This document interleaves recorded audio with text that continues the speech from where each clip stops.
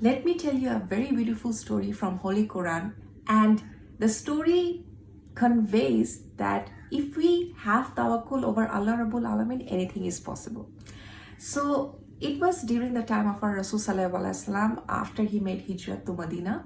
So when he made hijrah, a group of people from this tribe from Yemen, they also made hijrah and they wanted to live around our Rasul Sallallahu Alaihi Wasallam. So when they reached Medina, all their food and all their water was like, they ate it all up. There were none left. And they sent a man over to Rasul Sallallahu Alaihi Wasallam to bring some food and water for them. That man went to Rasul Sallallahu Alaihi Wasallam's home, and when he was about to knock, he heard our Rasul Sallallahu Alaihi Wasallam reciting, and he was exactly reciting this ayat from Sura Hud, ayat number 6. And there is no creature on earth but that upon Allah is its provision. Means Allah Rabbul Alamin has taken the responsibility of our provision. When he heard this ayat, he did not disturb our Rasul Sallallahu Alaihi Wasallam, and he went back to his people, thinking that if Allah has taken the responsibility of every creature on this earth for their provision, then we are human beings and we are better than all the other creations of Allah Rabbul Alamin. Then obviously he will also take care of us and we do not have to worry about anything.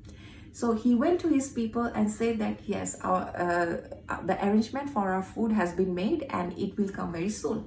And they were waiting, and guess what happened?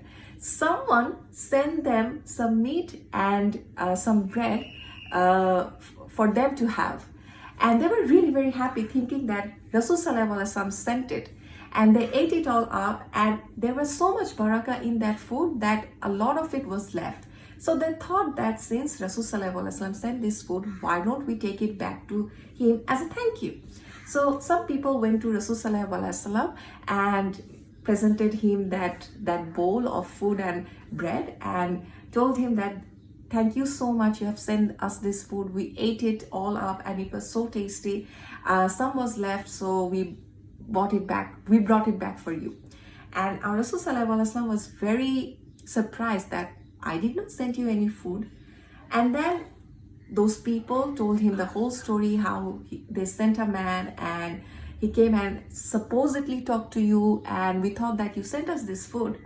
And our Rasul Sallallahu Alaihi Wasallam understood the whole thing, and he said at the end, to that Lord who holds my life in his hand has provided for you. And they also understand like what actually happened. And they went back to their tribe, and that was it. So, many people will say, okay, this is just a mere coincidence. But how can you say it as a mere coincidence when this group of people were hungry, they did not have any food with them, and then this, unknown man, we do not even know who sent it actually. The Quran does not mention it, or the story does not mention it. Someone sent the food and their needs were met. I mean, it has to be more than a coincidence, right? Someone is directing this kind of incidents in our life, right? And it has to be Allah Rabbul Alamin. So we also experience this from time to time when we get into financial trouble, financial crisis, where some loved ones get sick, and there can be so many types of crisis in our life, and we go to these people or that people or this relative or that person, to mitigate our needs. But we do not go to Allah Rabbul Alamin at first. I mean, He is waiting up there that when will my servant come to me and ask me for things that he or she needs, and I will provide it for her or him. But we don't do it because we do not have that kind of thinking where we are ultimately dependent on Allah Rabbul Alamin, which is called Tawakkul in Arabic. If you have Tawakkul, if you can build it, and it does take time, it does take a lot of faith, which also needs its own building. But if you can reach there, if you can take yourself up there, trust me, Allah Rabbul Alamin will never return you empty-handed. Yes, you may have to wait. Yes, a lot of patience is required, but it's worthwhile. The journey is worthwhile and it's quite beautiful.